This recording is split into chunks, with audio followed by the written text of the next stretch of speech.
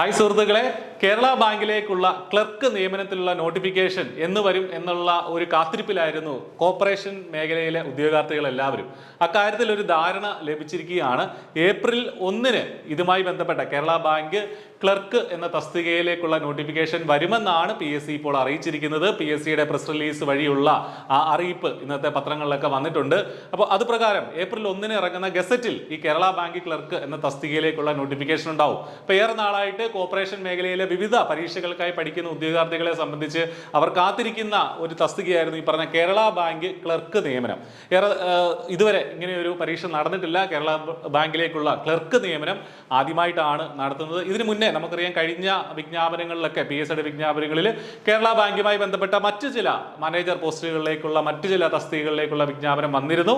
അപ്പോൾ ക്ലർക്ക് ഒരുപാട് പേർക്ക് അപ്ലൈ ചെയ്യാൻ പറ്റുന്ന ഒരു തസ്തിക തന്നെയാണ് ഈ പറഞ്ഞ കേരള ബാങ്ക് ക്ലർക്ക് എന്നുള്ളത്. അപ്പോൾ അതിൻ്റെ എത്രയാണ് ഏജ് ലിമിറ്റ്, അതുപോലെ തന്നെ എത്രയായിരിക്കും, എന്തൊക്കെയാണ് അടിസ്ഥാനമായിട്ടുള്ള വിദ്യാഭ്യാസ യോഗ്യതകൾ തുടങ്ങിയ കാര്യങ്ങളൊക്കെ നമുക്കിനി വിജ്ഞാപനം വരുമ്പോൾ മാത്രമേ അറിയാൻ സാധിക്കുകയുള്ളൂ. അപ്പോൾ ഇന്നത്തെ പത്രങ്ങളിൽ PSCയുടെ ഏപ്രിൽ 1-ന് ഇറങ്ങുന്ന 33 തസ്തികകളിലേക്കുള്ള PSC വിജ്ഞാപനത്തെക്കുറിച്ചുള്ള വാർത്തകളുണ്ട്. അതിൽ ഏറ്റവും ഒന്നാമതായിട്ട് തന്നെ നമുക്കറിയാം കേരള ബാങ്ക് ക്ലർക്ക് അല്ലെങ്കിൽ കാഷ്യർ, ഇങ്ങനെ രണ്ട് തസ്തികൾ ഒരേ പേര് തന്നെയാണ് കൊടുത്തിരിക്കുന്നത്. കേരള ബാങ്ക് ക്ലർക്ക് അല്ലെങ്കിൽ കാഷ്യർ ജനറൽ കാറ്റഗറിയിലും സൊസൈറ്റി കാറ്റഗറിയിലും വിളിക്കുന്നുണ്ട് എന്ന് അറിയിച്ചിട്ടുണ്ട്. അതേപോലെ തന്നെ കേരള ബാങ്ക് ഓഫീസ് അറ്റൻഡന്റ് എന്നുള്ള രീതിയിലും നോട്ടിഫിക്കേഷൻ വരുന്നുണ്ട് എന്ന് അവിടെ പറയുന്നുണ്ട്. അപ്പോൾ എന്താണെങ്കിലും നമ്മൾ കാത്തിരിക്കുന്നത് ക്ലർക്ക് അല്ലെങ്കിൽ കാഷ്യർ എന്ന തസ്തികയിലേക്കാണ്. നമുക്കറിയാം ഇപ്പോൾ കേരഫെഡ് ക്ലർക്ക് അല്ലെങ്കിൽ കാഷ്യർ, അതുപോലെ തന്നെ LD ക്ലർക്കിന് അപ്പെക്സ് സൊസൈറ്റീസ് തുടങ്ങിയ പരീക്ഷകൾക്കായിട്ട് നിങ്ങൾ പഠിച്ചുകൊണ്ടിരിക്കുന്ന ഒരു സമയമാണിത്. അടുത്ത മാസം ആ പരീക്ഷകൾ നടക്കുന്നുണ്ട്. I+ ഈ പരീക്ഷയ്ക്കായിട്ട്, ഈ കേരഫെഡ് പരീക്ഷകൾക്കായിട്ട് വളരെ ചെറിയ ഫീസിൽ ഇപ്പോൾ ക്രാഷ് കോഴ്സ് പ്രൊവൈഡ് ചെയ്യുന്നുണ്ട്. അപ്പോൾ അതിനുവേണ്ടി പഠിക്കുന്ന ഉദ്യോഗാർത്ഥികൾക്ക് തീർച്ചയായിട്ടും അതുമായി ചേർത്ത് വെച്ച് പഠിക്കാവുന്ന ഒരു പരീക്ഷ തന്നെയാണ് ഈ പറഞ്ഞ കേരള ബാങ്ക് ക്ലർക്ക് എന്ന് പറഞ്ഞ ആ ഒരു തസ്തികയിലേക്കുള്ള പരീക്ഷയും. കാരണം സിലബസ് ഒക്കെ ഏതാണ്ട് സമാനമാകാനാണ് എല്ലാ ചാൻസും ഉള്ളത്. നമ്മുടെ മുന്നിൽ ഒരു മുൻ സിലബസ് ഇല്ല, അതുകൊണ്ട് തന്നെ. പക്ഷേ കേരഫെഡ് ഉൾപ്പെടെയുള്ള സംഘങ്ങളിലേക്കുള്ള ക്ലർക്ക് നിയമനത്തിനുള്ള സിലബസ് PSC വിശദമായിട്ടുള്ള സിലബസ് പബ്ലിഷ് ചെയ്ത് കഴിഞ്ഞു. അതേ സിലബസ് ഏകദേശം വലിയ മാറ്റമൊന്നും ഇല്ലാതെയാകും ഈ കേരള ബാങ്ക് ക്ലർക്കിനും ഉണ്ടാവുക.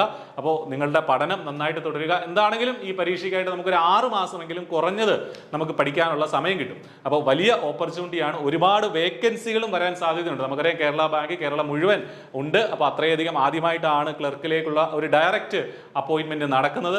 അപ്പോൾ ഒരുപാട് നിയമനങ്ങൾ, ഒരുപാട് ഒഴിവുകൾ വരാൻ സാധ്യതയുള്ള ഒരു പരീക്ഷയാണ്. സഹകരണ മേഖലയിലെ ഉദ്യോഗാർത്ഥികളെ സംബന്ധിച്ച് വലിയൊരു ഓപ്പർച്യൂണിറ്റിയാണ്. നിങ്ങൾ ഈ ഓപ്പർച്യൂണിറ്റി നഷ്ടപ്പെടുത്തരുത്. I+ ഈ പരീക്ഷയ്ക്കായിട്ട്, കേരള ബാങ്ക് ക്ലർക്ക് പരീക്ഷയ്ക്കായിട്ടും ഇന്റൻസീവായിട്ടുള്ള കോച്ചിങ് ഒരുക്കുന്നുണ്ട്. I+ന്റെ കോഴ്സിൽ നിങ്ങൾക്ക് ജോയിൻ ചെയ്യാം. ഈ വീഡിയോയുടെ ഡിസ്ക്രിപ്ഷനിൽ കേരള ബാങ്ക് ക്ലർക്കിന്റെ ആ ഒരു കോഴ്സിന്റെ ട്രയൽ ക്ലാസ്സുകളൊക്കെ നിങ്ങൾക്ക് കണ്ടു നോക്കാം. അതുപോലെ തന്നെ എന്തെങ്കിലും സംശയങ്ങൾ ഉണ്ടെങ്കിൽ ആ നമ്പറുകളിൽ നിങ്ങൾക്ക് വിളിച്ചു ചോദിക്കുകയും ചെയ്യാം. അപ്പോൾ പഠിച്ചു തുടങ്ങുക. All the very best. Thank you.